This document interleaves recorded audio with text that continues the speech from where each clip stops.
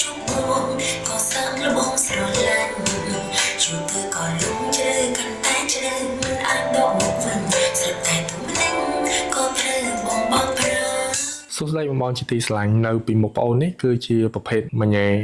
CD original របស់ប្រទេសជប៉ុន second hand ហើយមញ៉េនេះម៉ាក Oksho ចំពោះរូបរាងលក្ខណៈសម្បត្តិរបស់វាគឺនៅស្អាតសម្រាប់បង